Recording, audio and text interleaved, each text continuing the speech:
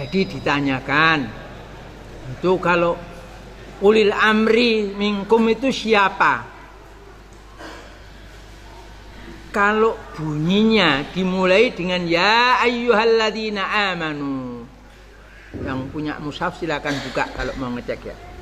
Artinya, hei orang-orang yang mengaku beriman.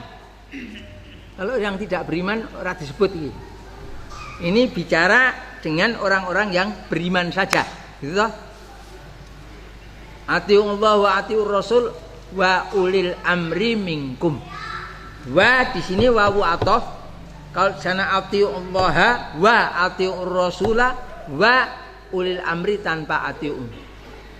Itu kalau ulama mengatakan kalau taat kepada Allah mutlak, taat kepada Rasulullah mutlak, taat kepada ulil amri ini hanya numpleng di sana maka rutbahnya di bawahnya. Karena apa? Taatnya itu bersyarat. Ringkasnya saja menurut hadis, asal tidak memerintahkan yang maksiat.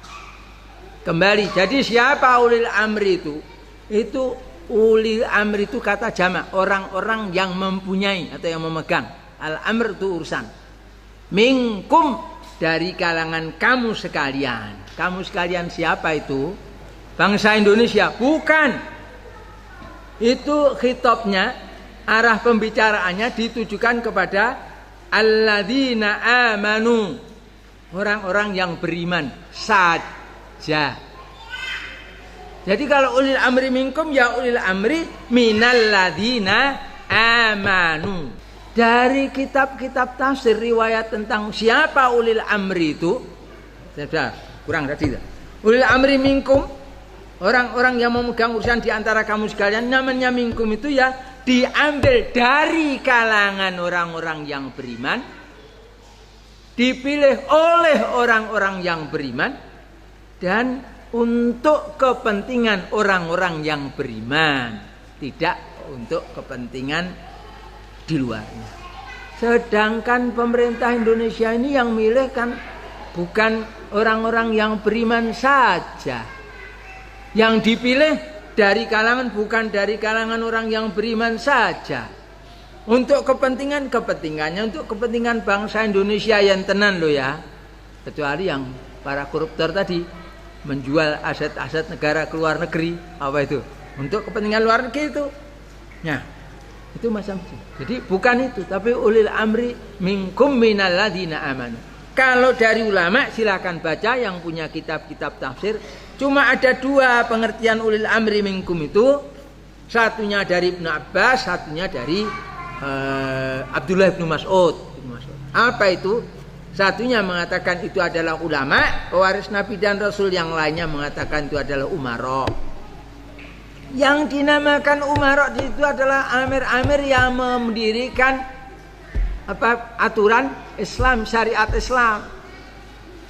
Adapun di Indonesia ini tidak dengan syariat Islam.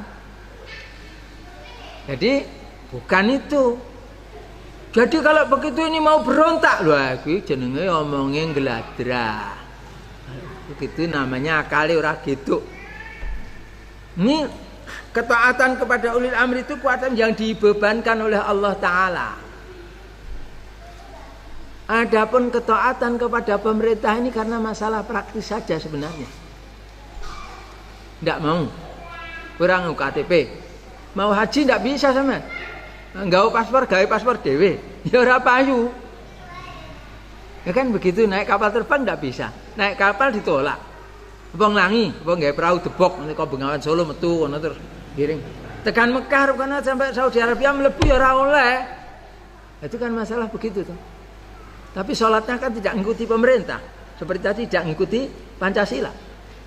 Walaupun sebenarnya itu ya ada dikatakan bahasanya itu kalau dulu yang 18 Agustus itu di negara berdasarkan ketuhanan dengan kewajiban menjalankan syariat Islam bagi pemeluk-pemeluknya. Siapa yang berkewajiban? Negara berdasarkan ketuhanan dengan kewajiban. Yang wajib siapa? Tenan ini ramudeng bahasa Indonesia, repot tahu. Negara berdasarkan ketuhanan. dengan kewajiban siapa yang berwajib? Ya. Oh, negara, rada mudeng ya berarti. Jadi negara itu berkewajiban menjalankan syariat Islam bagi pemeluk-pemeluknya. Kalau ada guru bahasa Indonesia nanti dipelajari lagi kalau belum mudeng. Kalau memang dapati ada pengertian yang lain langsung telepon saya. Tengah malam saya layani. Karena memang isinya begitu. Nah, kembali kepada itu tadi. Jadi apa itu ulil amri? Ulil amri itu ulil amri minal ladzina amanu. Ulama, pewaris Nabi dan Rasul, atau kalau ada pemerintahan yang menegakkan syariat Islam.